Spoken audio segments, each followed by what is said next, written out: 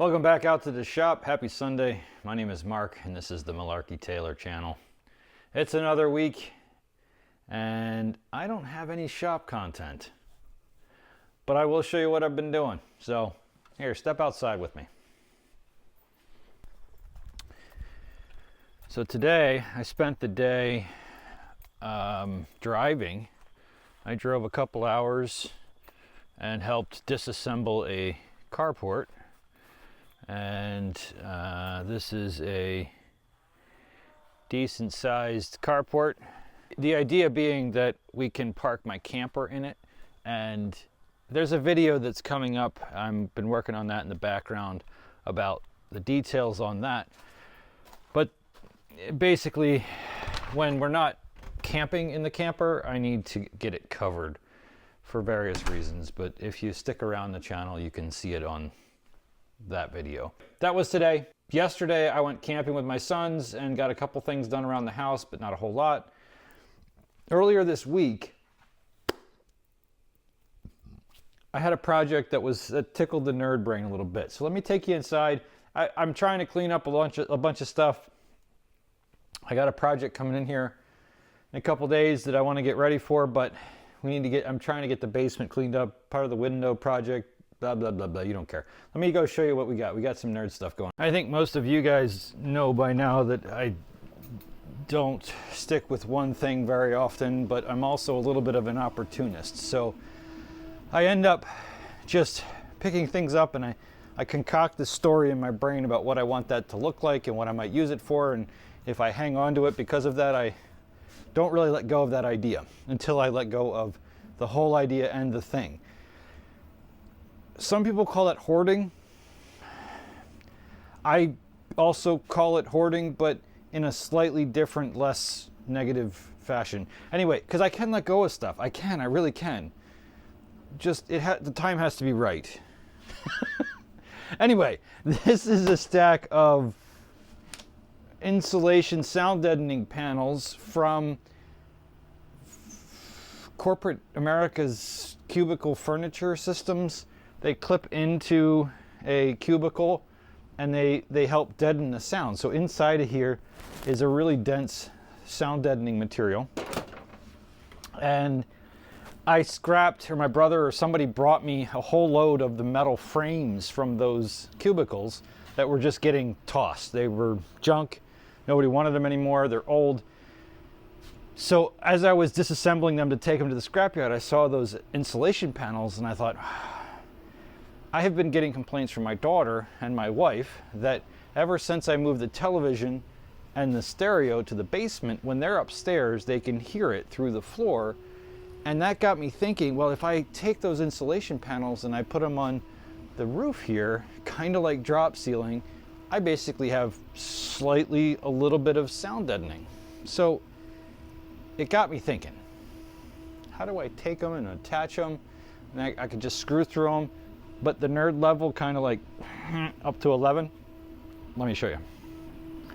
You've got to step up. Yeah, here we go. I don't do this very often, but I really do love doing it. It's something that really tickles my nerd brain, or I guess gets my nerd copter going. You know those little hats with the spinny things on it? This is my office, by the way. I don't know if you've ever seen this, but this is my computer, this command station, all that stuff. Let me show you.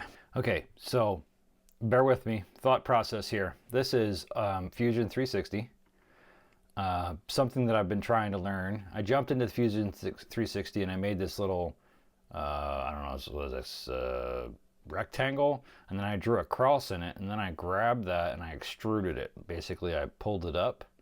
So now it's this 3D piece. Ooh, come on, fancy. Which, that is kind of what I envision would be a bracket that would hold those panels to the roof. It's basically the width of a rafter, and then there's 4 corners in here to hold the 4 corners of the brackets. So threw that in there and then jumped over and then sliced it. Boom. There we go. So threw it in the Prusa slicer and then sent it to the printer. All right, so this is the Prusa. This is the MK2, and it's working on a set of brackets. This is what they look like once they're printed.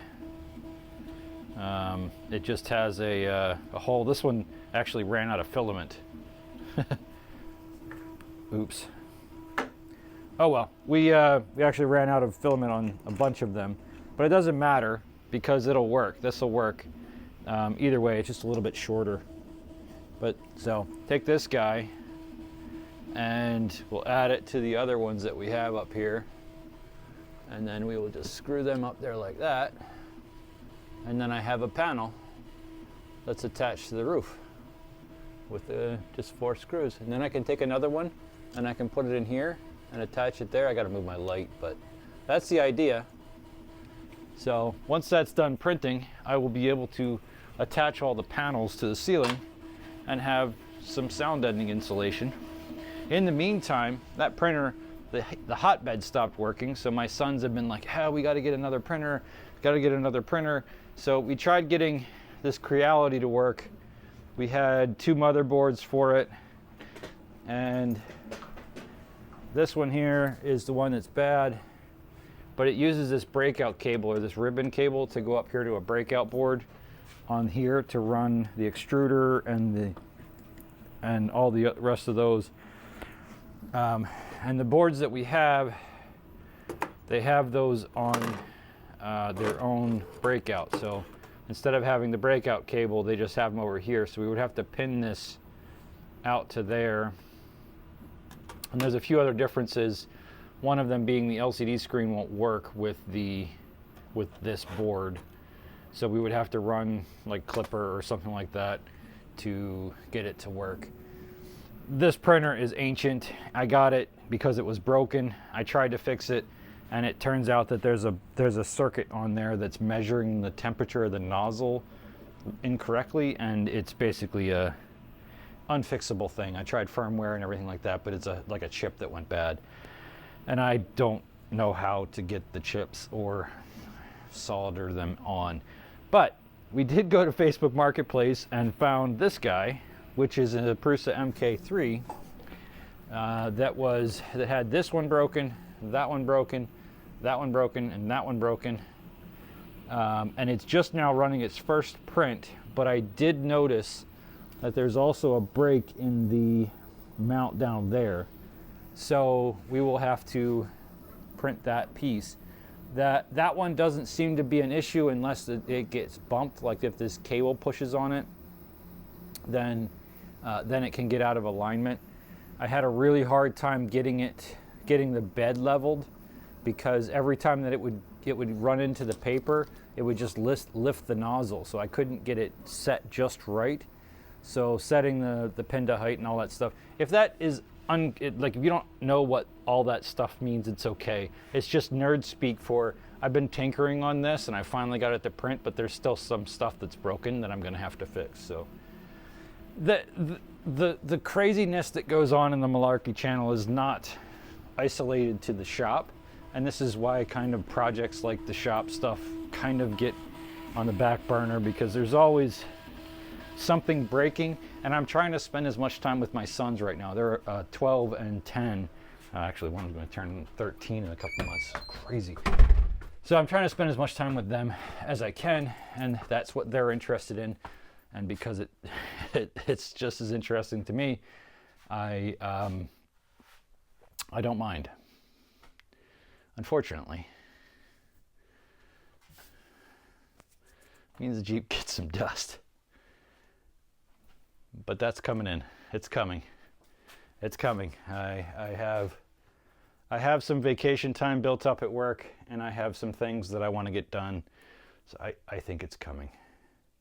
I need to either get it on the road or get rid of it, because there's too much clutter in my life. Too much clutter. Anyway, that's going to be it for now.